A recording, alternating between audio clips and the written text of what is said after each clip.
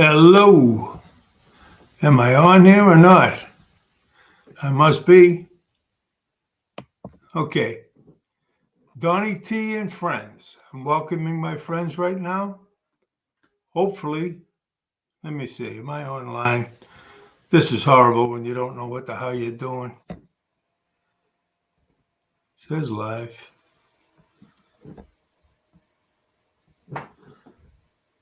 Ah, boy.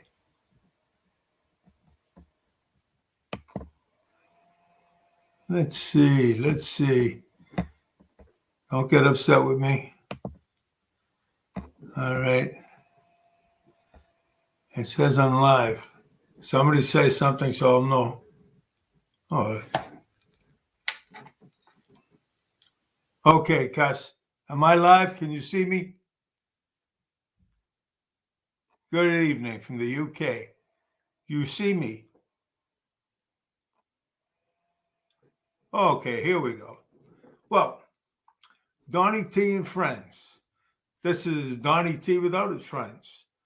I got a last minute call last night that somebody was not going to be able to come in. He was sick. So I called another friend and he was going to pinch hit for him. And he got sick.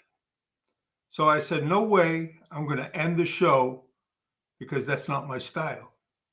Okay, so everybody knows about my show. It's a no knock, no bash zone. If you got something negative to say, go somewhere else and say it. Okay? That's the kind of guy I am. Tonight is kind of a somber night for me and for many other people out there, I'm sure. I'm dedicating this show to a gentleman that just passed away by the name of Joey D'Elia, aka Joey Love. Joey was a good man. I can tell you my experience with him. I'm sure there are other people with other impressions of him. He was fighting demons. And if anybody out there knows what it's like, thankfully, though I have fought demons, they weren't of the same nature as his. I met Joey a few years ago. My friend Paul took me up to the hospital to visit him. He had just attempted suicide. So my heart is bigger than my freaking head. And he told the nurses there that he was going to do it again as soon as he left the hospital because he has no place to live. So I had the guy, Paul, living with me at the time. And I said to him, Paul, tell him he can stay with us. Donny, you sure? Yeah, I'm sure. So happened that he came to live with me for a while. I don't recall how long, but it was a substantial amount of time. And I can tell you one funny thing he did. It wasn't funny then. I was really pissed off. We had all eaten the night before. For dessert, we had tiramisu. Now, I love that. Being Italian and everything. I got to take this hat off. I'm dying. I hope I don't blind anybody with this head. But I couldn't wait for the next morning to get up and go get my tiramisu. Sure enough, it was fucking gone. That son of a bitch, I said, he ate my tiramisu. Now, that's the only bad thing that I could say about him. He respected me, and I respected him. We showed respect to one another. Oh, you got to watch out for him. He'll do this, he'll do that. He did nothing but respect me and tell me he loved me every single day. So whoever has other feelings about him, you know, when you're about to take that fleck out of someone's eye, I forget how it goes, that splinter, be careful for the log you have in your own eye or something. Don't judge. This is a non-judgment zone. I don't judge anybody. I know I'm flawed, multi-flawed, like most of you guys calling in. You know I love you. I'm here tonight because I love you. Okay, I could easily have just went like this here and said, that's it. I have no guest. I don't want to go on alone. Fuck that. I want to go on alone. I want to be with you guys. This is our hangout. If I'm not here to hang out with you, we got nothing. Okay? Now, I know I got a bunch of people that called in. Let's see what I got. I always want to check out my comments. Oh, everyone. Joey was the top man, Brian Cuss. That's right. He was, buddy. He was. Brian is my good buddy. He's always saying positive things, inspiring me. Johnny D, I see you, Donny T. You know what? I gotta say, technology in me and math in me, we are not friends, not even a little, right? And I see Brian is laughing. Okay, well, I'm going to continue on a little bit. Let me see. Now, Bill Sachs was supposed to be here tonight. A lot of people follow Bill, and he's coming Thursday night, okay? And Eddie Portella was supposed to be here, and he's sick as a dog. But those things happen, you know? Don't say, oh, look at, he should have been here, blah, blah, blah. Those things happen, you know? I'm just an old warrior, I guess, you know? Well, let me see. I miss you guys. I said that. I got a story. It's a good one.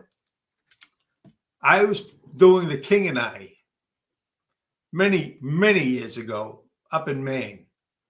And this was before I started shaving my head. And I was the king.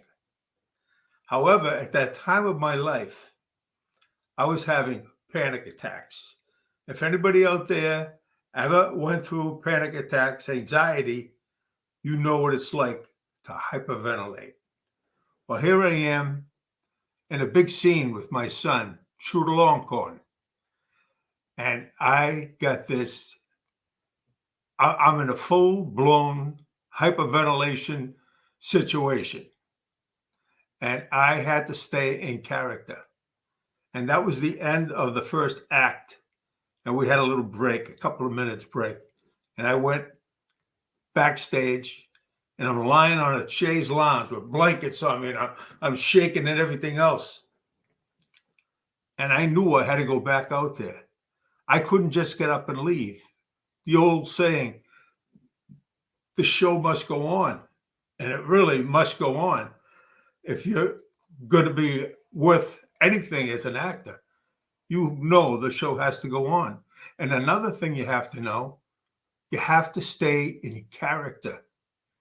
And when you're going through all that, you know, anyway, second act, I go back out there and I do the whole thing. And at the end of the show, I have a death scene, right?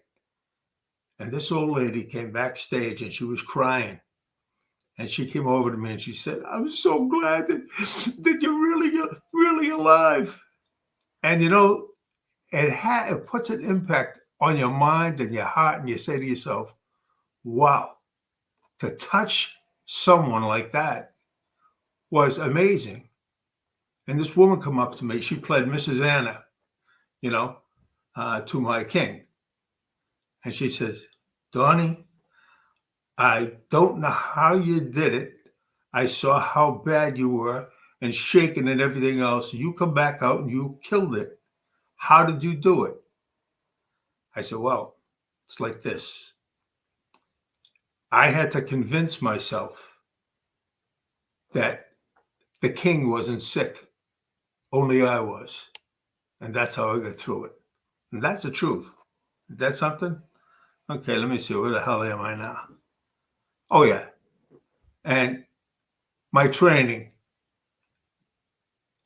told me to hang in there and do the right thing, you know? So I went to New York to acting school. And, okay. When I went to acting school in Boston area, it was Brookline. It was a school named Leland Powers.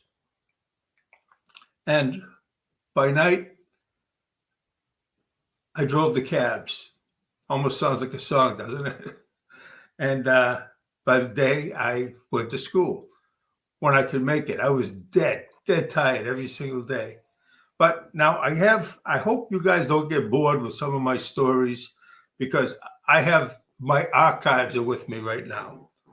And I have this here right now. I'm going to start with this little bit of stuff, okay? All right. I was now in my late 20s, rapidly going nowhere, just floundering through life. A job here, a job there, nothing meaningful. I always had an aversion to hard, backbreaking work, though that was all I knew. I moved furniture, I did siding, I did roofing. Not a nice thing to do if you're petrified of heights, but you have to provide for your family. So that's what I did. You know, I sat my young wife down and I told her of my intentions. Maureen, I'm not happy with the direction of my life. I still haven't exhausted the veterans bill for schooling. I went to business school on it, but never finished. I quit everything I ever went out for. What do you want to know? Oh, what do you want to do now? I knew telling her would slay her, but she already knew I was unconventional in my thinking. You know, I always wanted to get involved with acting. The dreamer in me was back. After a long sabbatical, to me, a steady diet of reality bored me to death. I went on to say, if it didn't work out for me, if I sucked at it, I would quit and never bring it up again. I was driving a taxi at the time and told her I would drive nights to provide for the family and go to school in the daytime. I painfully must admit, I was never much of a provider. At the time, she just might have believed in me. She encouraged me to give it a shot. When you already feel like a loser, what do you have to lose by taking a gamble on your life's dream? After all, dreams do come true, albeit with hard work and determination.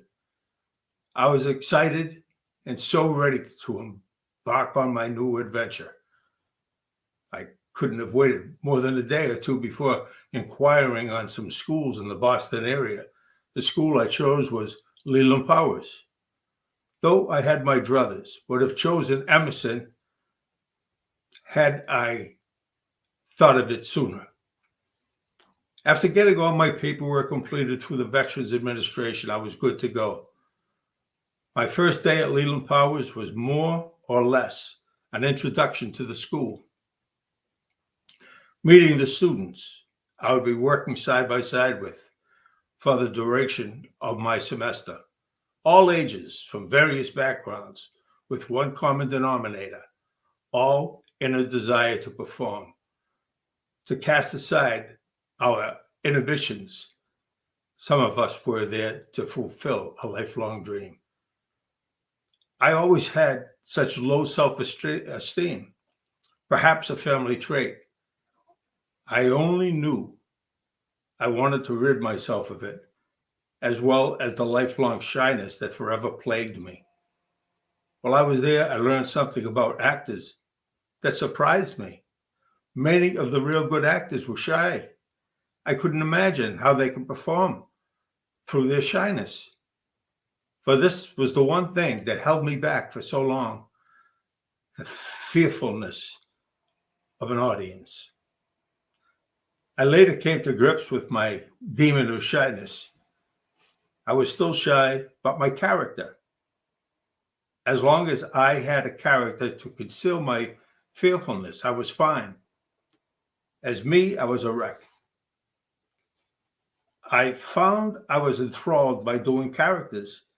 If I had enough time to research and rehearse, I would be able to put forth a credible performance. I never thought of myself as a leading man type, although I'm quite a handsome guy. A little levity. While at school, I was the proverbial kid in the candy store, wide-eyed and joyful.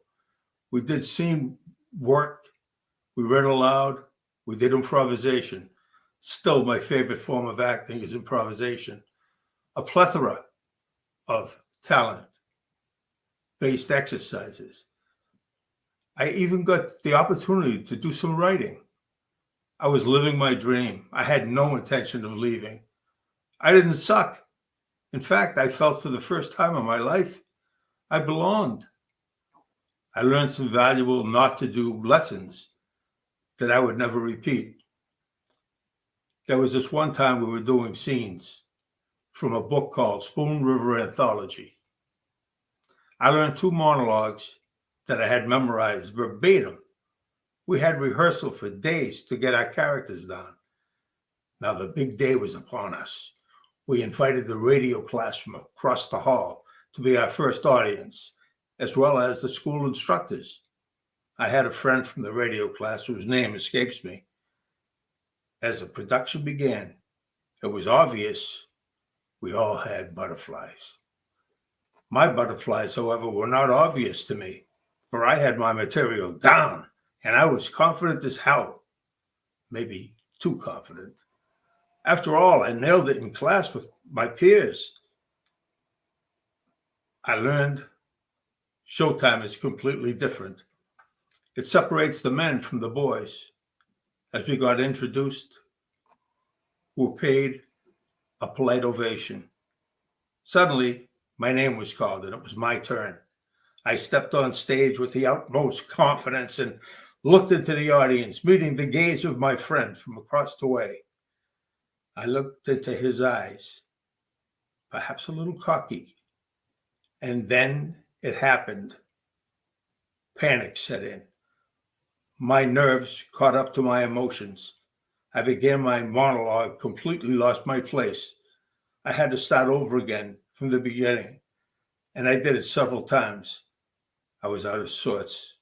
I did not stay in character. I was embarrassed beyond belief. A lesson well learned. It proved to me that as an actor, I was a boy, not the man I would aspire to be. Not the last lesson I learned as an amateur actor. Having survived my dilemma, albeit barely, I had to put it aside, never to be forgotten. We were nearing our Christmas vacation break and a new project in hand. We were put on a production of Anastasia. This was the biggie, the production of the year. We were given scripts and told to know our lines when we came back from our break. I was to play a Russian banker by the name of Boryshunov. I was excited to play a character with a Russian accent.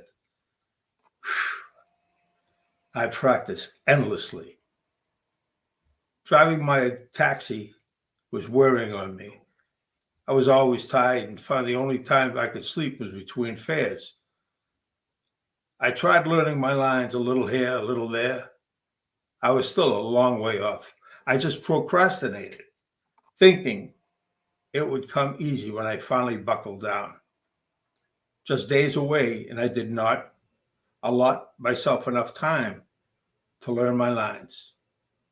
Don't let anyone tell you it's easy to learn lines, especially in theater. In film, it's a piece of cake. Retake as many times as the director feels is necessary. Theater can be very unforgiving. The night was here, dress rehearsal. Being the novice that I was, I assumed dress rehearsal, like any other rehearsal, was just the people that you knew there. But I was soon to find out there would be a full audience with real people, not just a class across the way.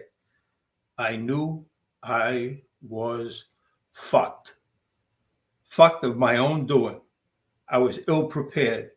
What was I thinking? Why didn't I take serious the learning of my lines?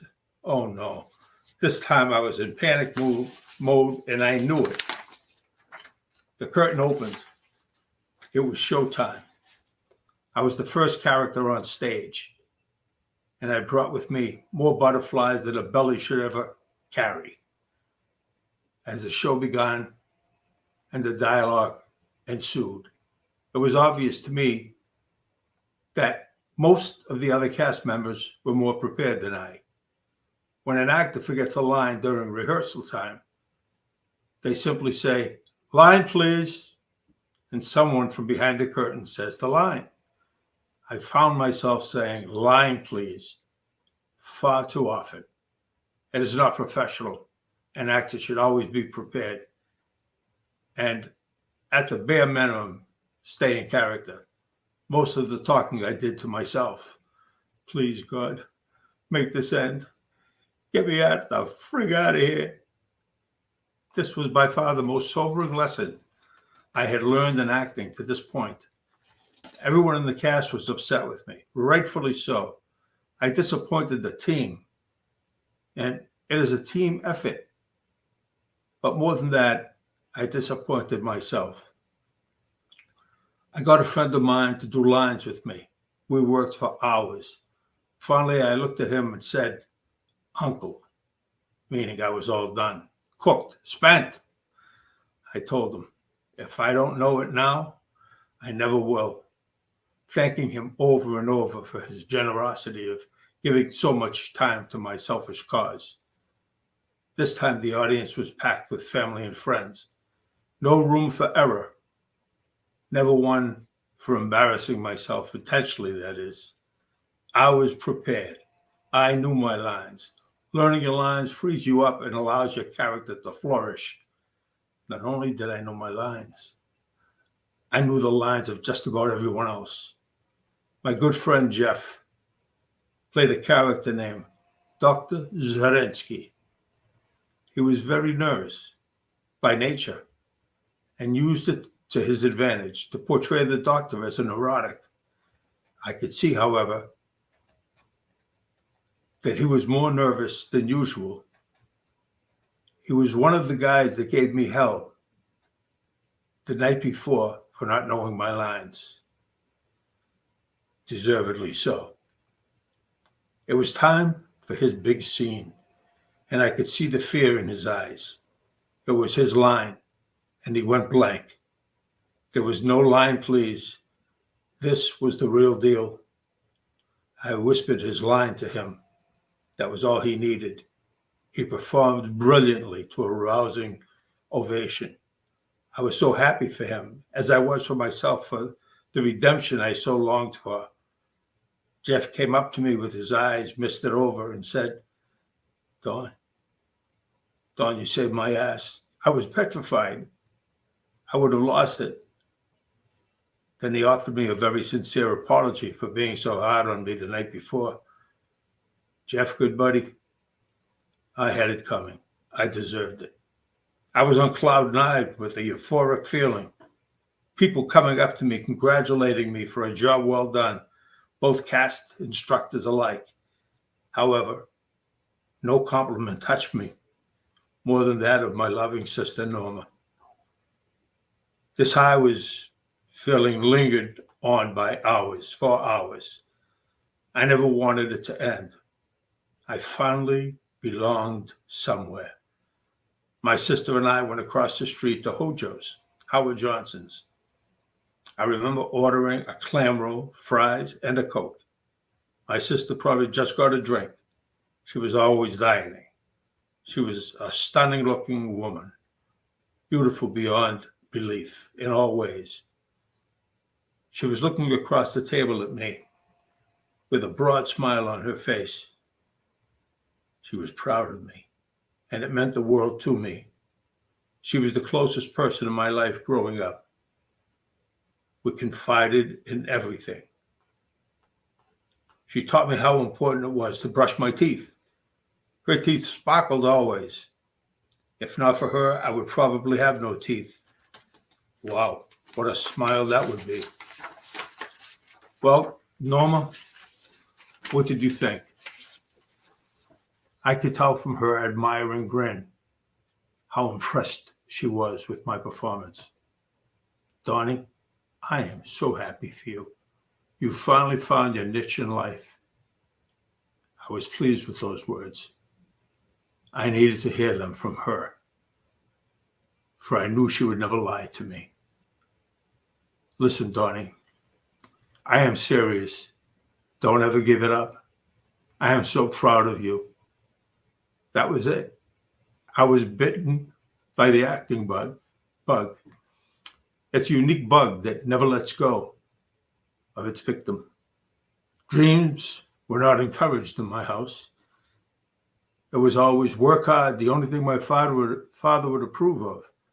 My sister saw how hard I worked moving furniture or whatever backbreaking job came along. She knew I felt like a waste of humanity, never achieving anything. I don't think early on she knew of my aspirations. I didn't share that innermost secret with too many people. As I said, dreams were thought of as foolish. Get a fucking job was what my father used to say. That was the mantra that he always shared with me. Get a fucking job. Norma would constantly say encouraging things to me. Donny, you're funny. You have a great personality. She said, I should work with people. She had suggested sales would be a good avenue for me to pursue. No one ever directed me. I had virtually no guidance. Who do you blame for this? My father, that also had zero direction in life? My mother, that had no life experience? After all, she was a very young mother. They were both raised by immigrant parents that had to toil for any work they could find to raise their families, usually manual labor. To make matters worse for them, they came up during the Great Depression. Is it any wonder I looked to my sister with such love and admiration? Well, I hope everybody's not asleep, but I have other stuff I've written, and it gets a little poignant. And if you want me to, say, Donny, continue. Read some more, because I have a shitload of stuff, mostly about my sister. And yeah, kind of a sad thing, but I told you I was in a somber mood tonight. Let's see, who do we have here? Donny T, freedom or fuck me. Hello, my friend. Cheers from Vegas. Yes, Eli.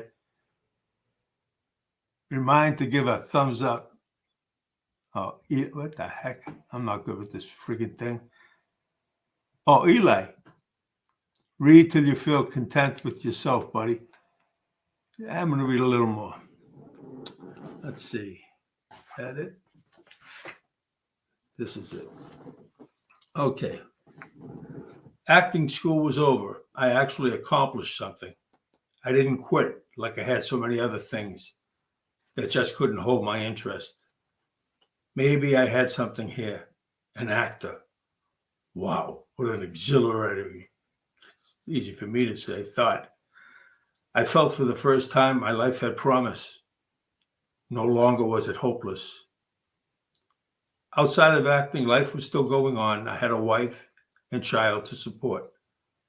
I couldn't give a total commitment to my newfound craft. I had to bring home money. I had to provide for my family. All I could selfishly think to myself was, why couldn't I have found this acting thing sooner? Why did I let fear hold me back so long? Damn, reality really sucked back then.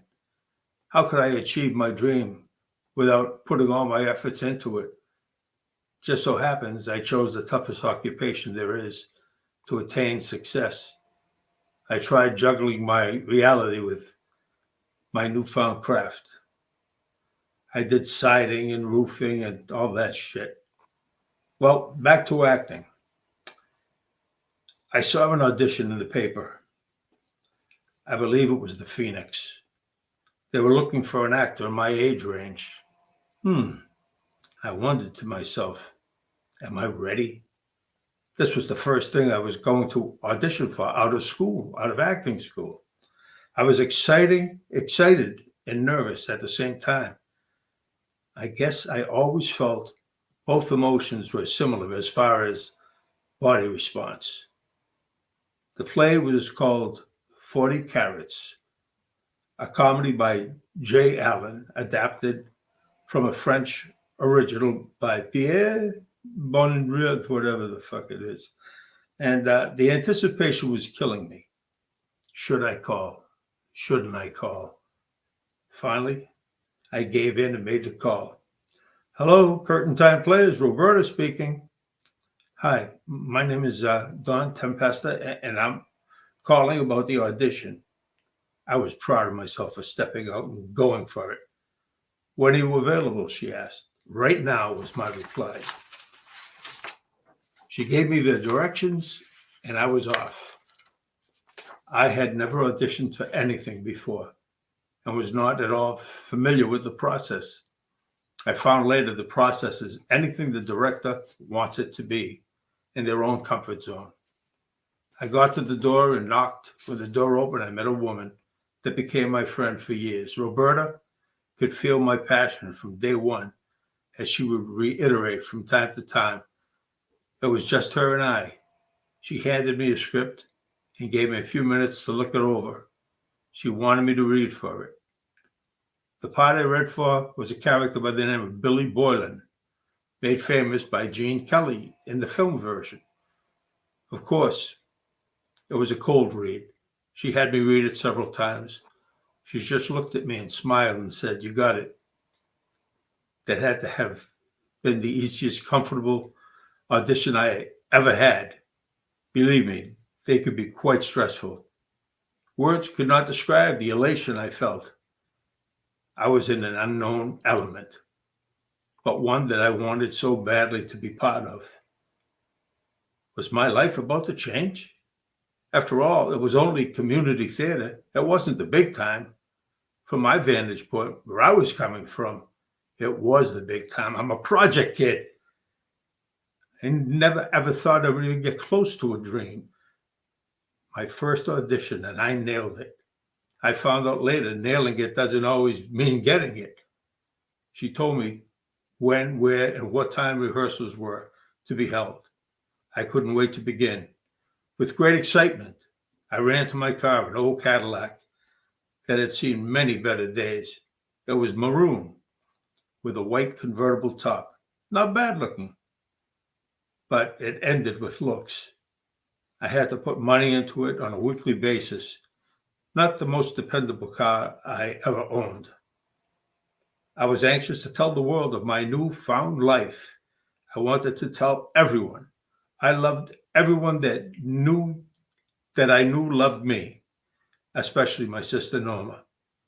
I was about to explode with excitement. I could barely contain my emotions.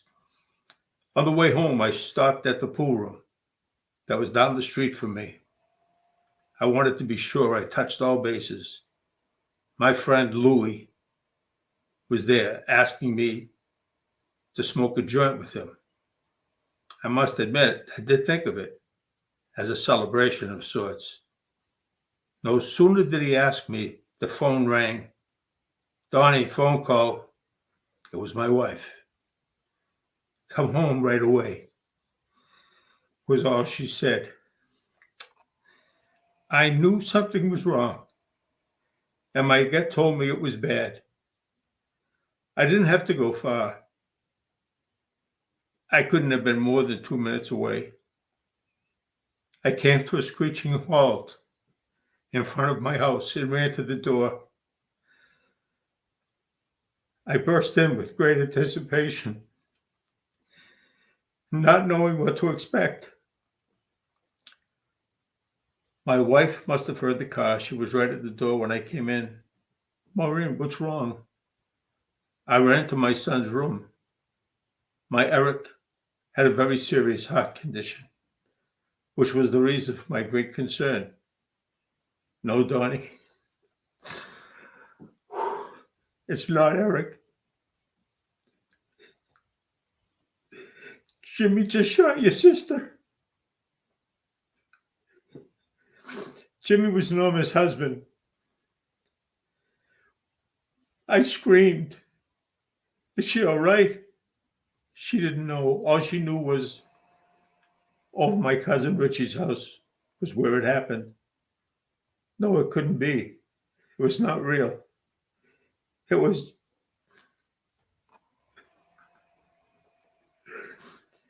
it was just a bad dream. I was rapidly losing it. I ran out the door to my car. I turned the keys. Nothing. Of all times, my car would not start. I was a wreck, screaming and crying, looking up to the sky, asking God to please let her be alive. I remember lying on the ground, clawing at the dirt with my head buried in the grass. I felt explosions in my head. My wife came out to comfort me. She told me her father was on his way. It may have been the longest 10 minutes of my life. As soon as her father showed up, I jumped in the car and we were off. We were only several minutes away from my cousin Richie's house. As we pulled down the street, the ambulance was riding by, not at a rapid pace, which told me it was too late. My sister was gone. If my car had started, I shuddered to think what I might have walked into. There was no way anyone could have held me back. I ran up the stairs and intercepted by a well-intended neighbor by the name of Jimmy Russo. He tried comforting me. He walked by my side and held me as if I was one of his own children. I never forgot this act of kindness, nor will I ever. I was uncontrollable, just sobbing and sobbing. My poor mother was in the house when the shots rang out. She collapsed in a heap on the floor. I was in the middle of a nightmare that changed my life forever. I asked where Jimmy was. That was her husband's name. I, of course, wanted to kill him. I don't remember who told me, but I was told he shot himself. A murder-suicide. What a selfish feat. My sister was supposed to be over my house that night to visit. She told me that morning as I drove her to work on my way to school. I also read something I wrote for my class. She couldn't compliment me enough. She was all love, all loving. I dropped her off in Boston's government center by a fire hydrant. She looked at me and smiled and said, "Have a nice day." Those were the last. Sorry. Those were the last words she ever said to me. Part of what I wrote was a prayer from St. Francis of Assisi. She told me it was her favorite prayer.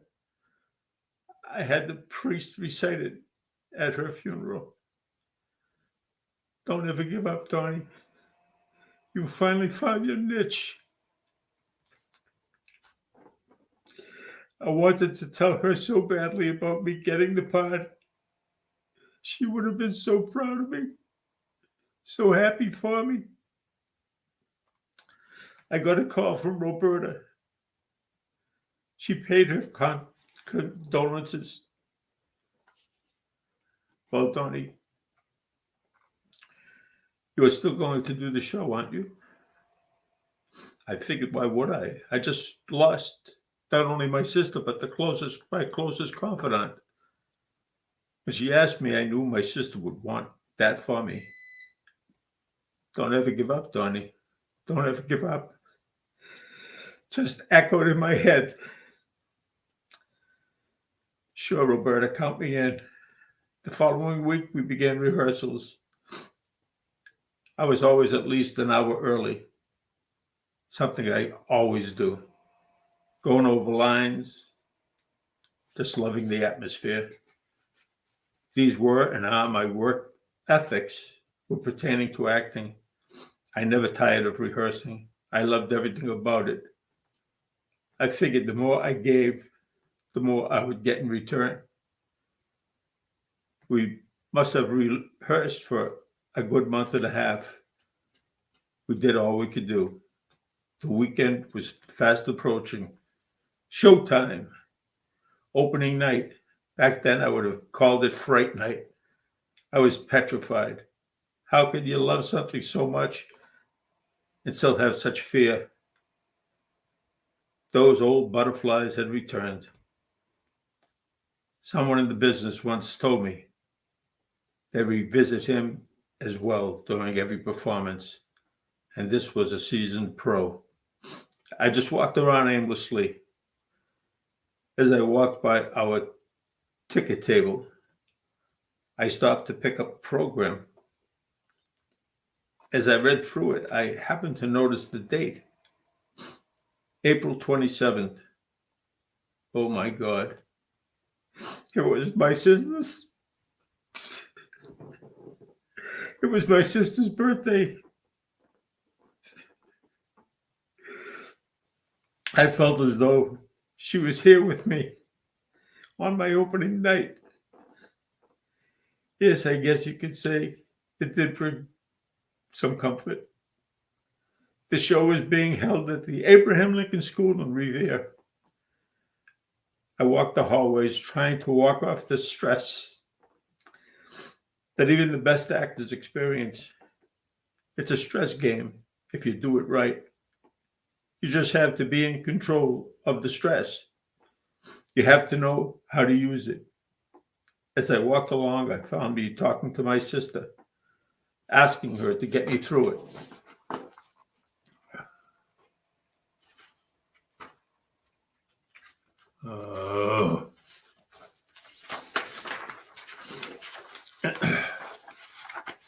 Then a phrase I heard from George Harrison, one of the Beatles, came to my mind.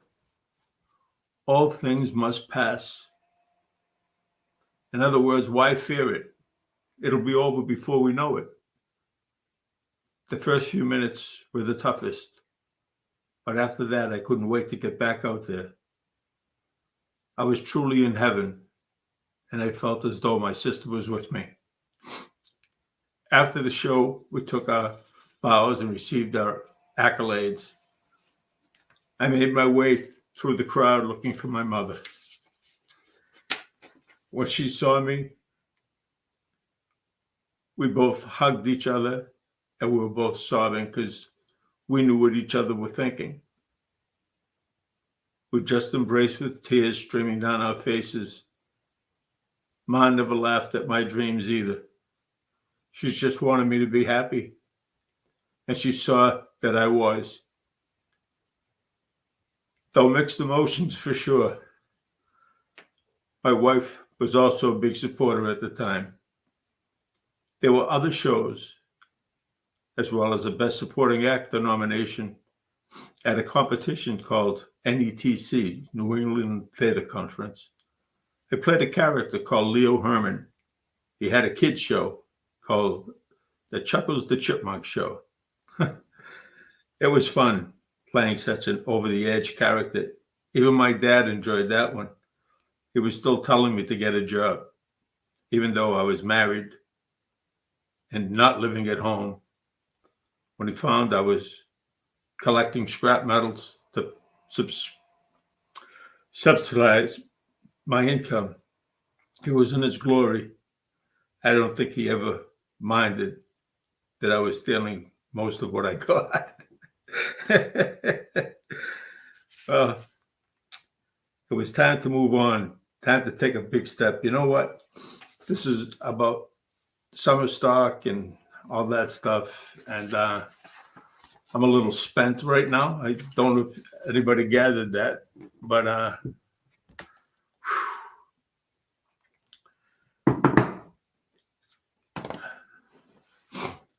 well, guys, I don't know if I told you, but I love every one of you. I want you to know that I'm a wuss when it comes to emotional stuff. My friends mean everything to me. That's why I call the show Donny T and Friends. And I remind you guys every single time that it's my friends that make the show. I don't make shit out of the show. It's all you guys. I wasn't going to come tonight, but I said I owe it to them. They show up for me all the time. And I'm touched by it. I really am. But I need more subscribers. So get on the horn. Tell some of your friends. Donny Team needs subscribers. Man, oh man, that cleared up my nostrils. Yeah, life is it's a mystery, because everybody that's watching here right now have all gone through serious emotional trauma. I've had more than that, even as sad and bad as that is.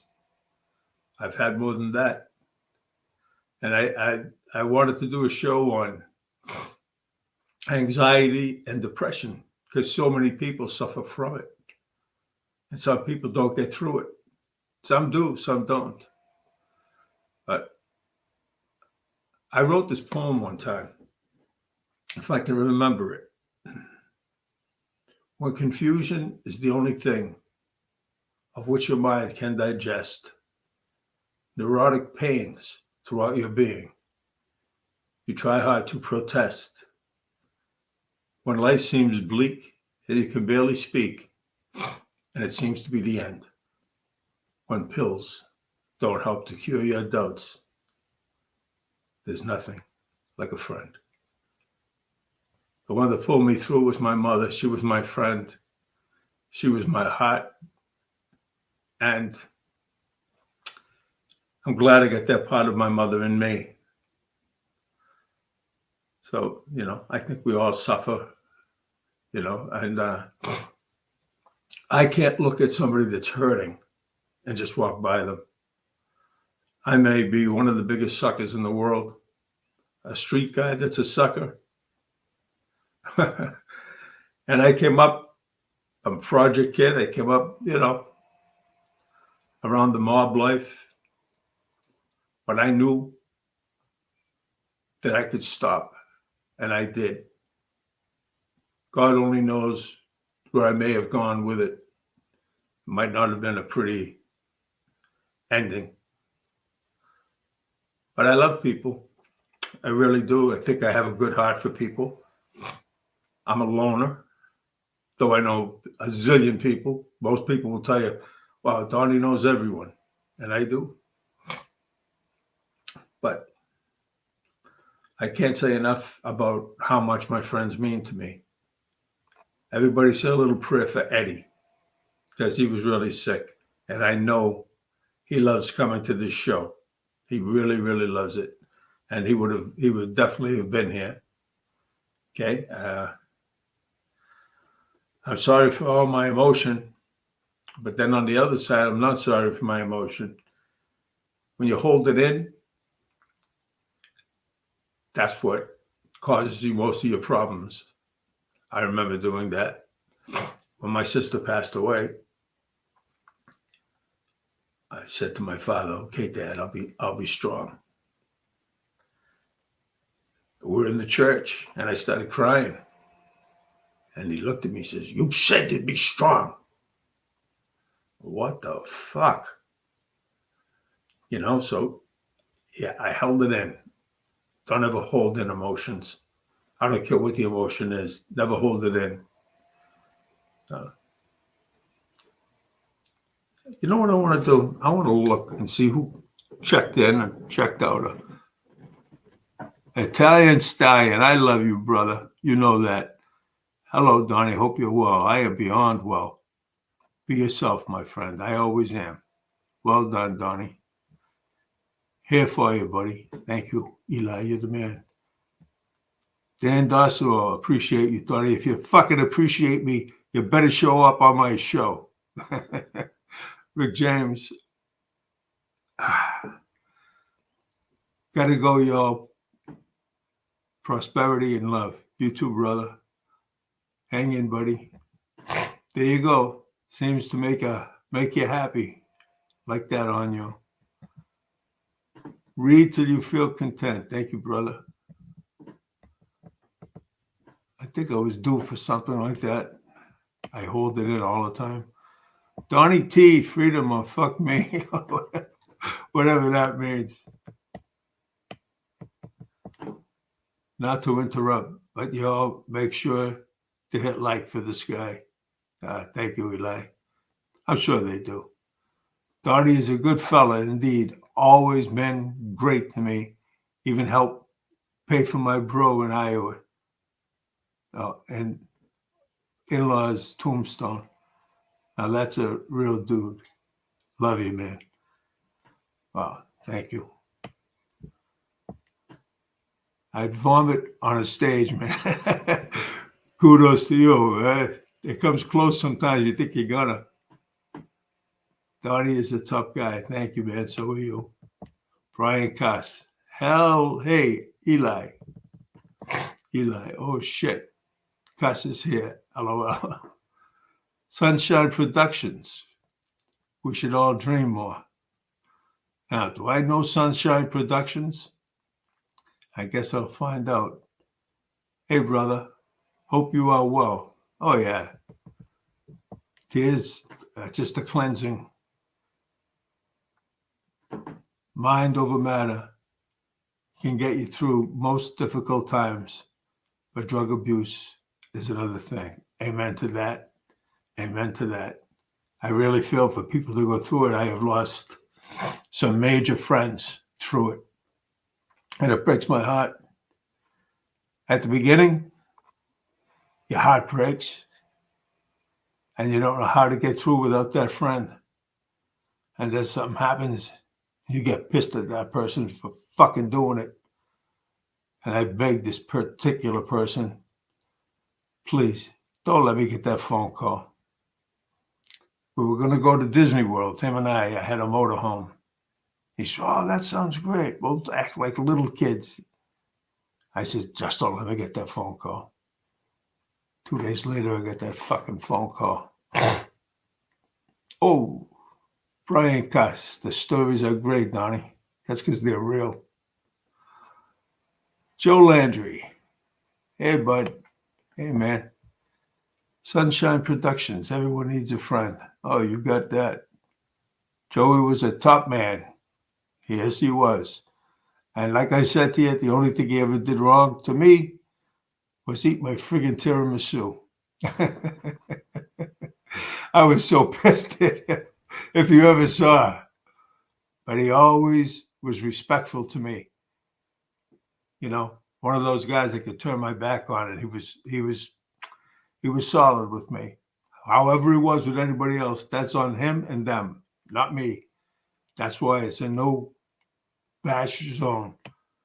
Joey was the top man. In fact, he introduced me to his sister. And he said to his sister, see this guy? He's the guy that saved my life. That touched me. Sorry for your loss. This is very sad. Sure it is. And unfortunately, most of us go through something like that. Rest in peace, Joey. We used to talk a lot. Brian, you know what? Getting to know you has been a great asset in my life. You are a man with a great heart and great thoughtfulness and a sensitivity that if people look at you, they would never fucking know it. But I love you, brother. Okay, Sunshine Productions. We're your friends, Donny. I know you are. That's why I'm here tonight. I would have been disappointed if I showed up and I was the only one here. I see you, Donny T, Johnny D. Thank you, buddy. Brian Cuss. Yes, mate. You are live. I didn't know. I can't tell when I get on this friggin' thing if I'm live or Memorex, you know? But that's it. Let's see. From Hawaii, North End of Dawn. Wow, that's a good one. Good evening from the UK. My favorite UK man. Hello. You were the first one on, Bri. Now let's see what we got for time here. I don't want to keep you here till next Tuesday. Don't forget now, Thursday, we have, I was going to say Joey Love. You think my head's a little fucked up tonight? Yeah, Thursday we have Bill Stacks. I've been wanting to get him here for a while. Should be very interesting. And I get another guy I just talked to tonight. I get a few people lined up, you know. I just want to make sure I get people on here that are entertaining, that have good stories, a backstory. It's not always with me. It's not always about the celebrity, though I know my share of them. I had a nice little conversation with Paz today. You know, I thought that was a fantastic audition. I mean, interview. Excuse me. But okay, guys, let me just say I love you, and I'll see you on Thursday. Be here or be square, okay? Try to get me some subscribers. I want to be relevant. I mean that from my heart. God bless you.